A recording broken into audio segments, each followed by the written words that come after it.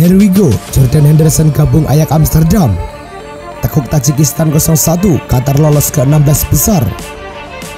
Girona melaju ke perempat final Copa del Rey.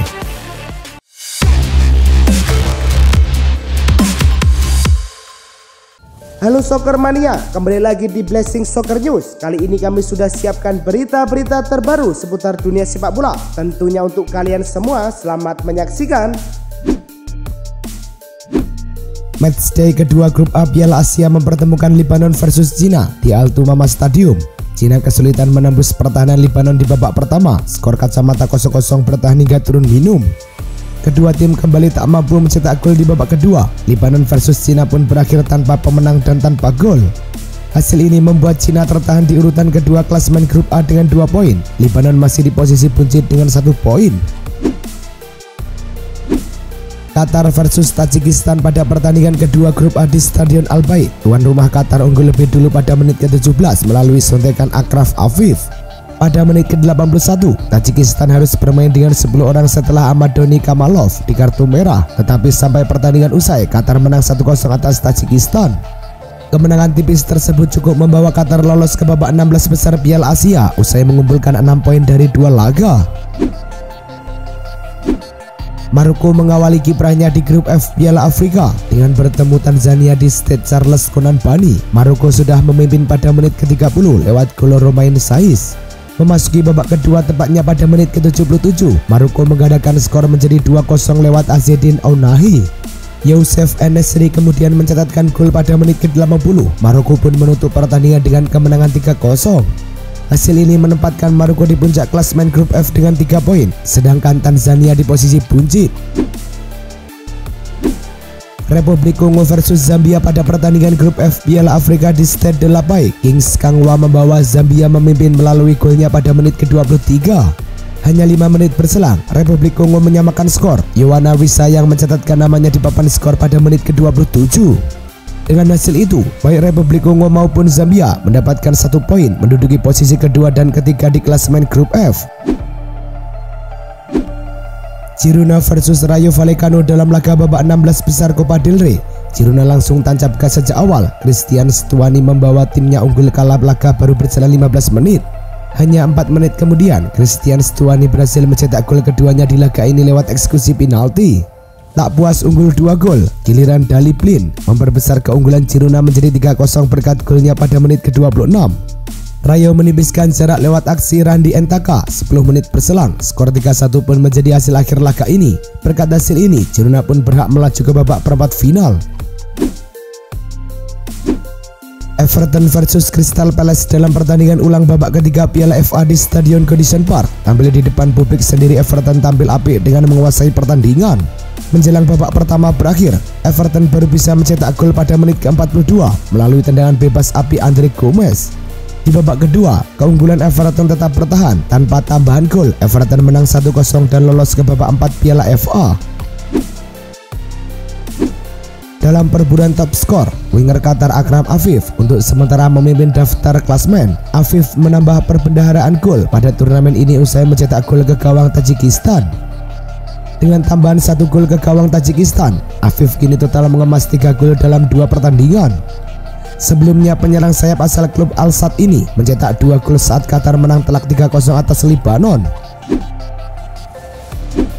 Klub Arab Saudi Al-Hilal resmi merekrut Renan Lodi dari klub Liga Prancis Olympique de Marseille dengan kontrak 3,5 tahun sampai tahun 2027. Bek Brasil berusia 25 tahun datang ke Al-Hilal dengan harga 23 juta euro.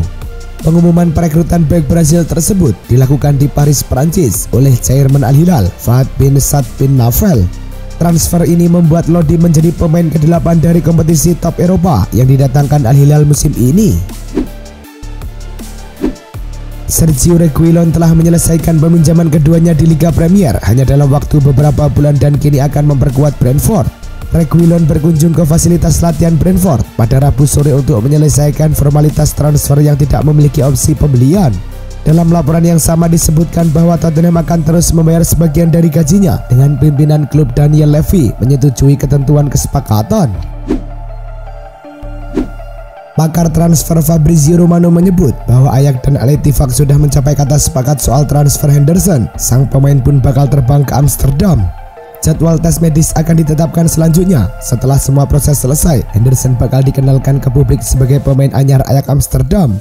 Romano menyebut bahwa Henderson bakal mendapat kontrak berdurasi 2,5 tahun di Ajax. Artinya, gelandang timnas Inggris itu bakal berseragam Ajax hingga Juni tahun 2026 mendatang.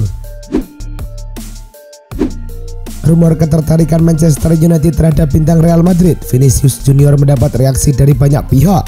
Gary Lineker merasa bahwa rumor ketertarikan MU terhadap Vinicius tak memiliki dasar kuat. Ia menertawakan kabar tersebut di akun media sosial X pribadinya. Lineker merasa tak yakin MU bisa mendatangkan Vinicius pada musim panas nanti, atau Lineker merasa ragu bahwa Vinicius bakal bersedia menerima pinangan setan merah. Saga transfer Anthony Martial memasuki babak baru. Klub Turki Galatasaray dilaporkan bakal menyeriusi transfer sang striker. Menukil laporan Milliyet, Galatasaray sudah membuka komunikasi dengan sang pemain. Mereka menawarkan kesepakatan baginya untuk pindah ke Turki. Secara paralel, mereka juga menjalin komunikasi dengan Manchester United. Mereka berharap bisa mendapatkan jasa sang striker dengan harga murah. Roberto Firmino sama sekali tidak berencana untuk pindah klub di musim dingin ini. Berbeda dari rumor yang beredar, Firmino disebut masih betah di Arab Saudi. Ia dikabarkan masih ingin melanjutkan karirnya bersama Al Ahly. Situasi ini membuat Firmino tidak mempertimbangkan untuk kembali ke Inggris di bursa transfer kali ini.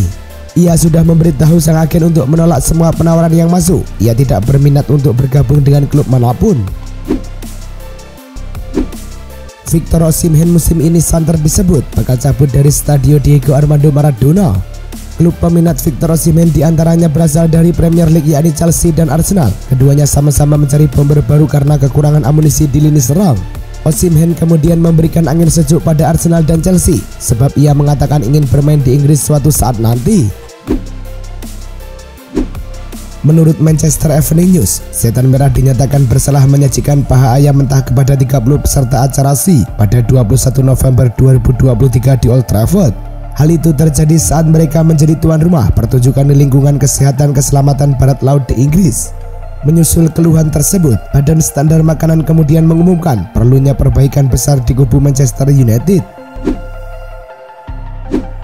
Ada kabar kurang sedap datang dari Barcelona. Sebagian pemain Las Azulgrana dilaporkan sudah mulai tidak percaya dengan Xavi Hernandez.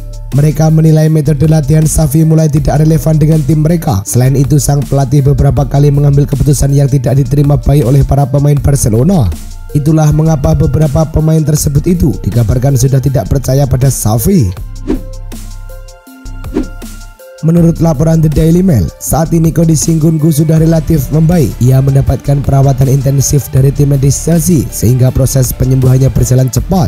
Ia bahkan dikabarkan sudah bisa berlatih bersama Chelsea di tengah pekan ini jika kondisinya benar-benar sudah mulai membaik. Pekan depan Chelsea akan berhadapan dengan Middlesbrough pada leg kedua Carabao Cup. Ada kemungkinan Nkunku sudah bisa bermain di laga ini.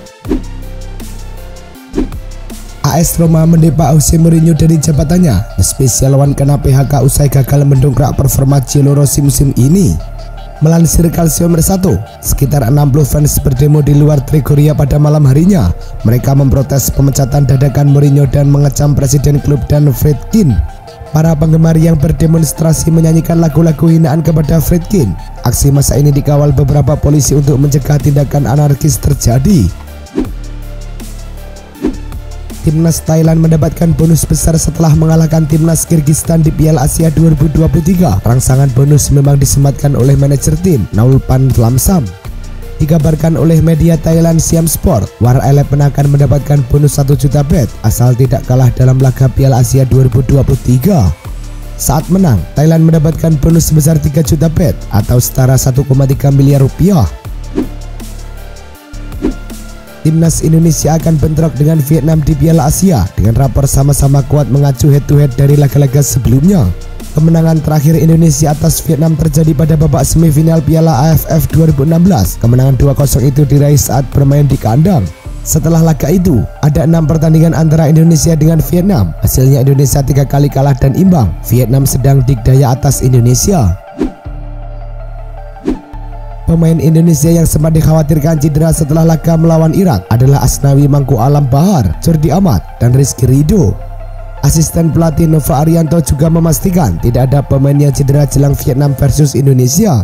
Pertandingan kedua grup D Piala Asia 2022 melawan Vietnam sangat vital bagi Indonesia. Karena itu semua pemain diharapkan dalam kondisi terbaik agar bisa meraih kemenangan.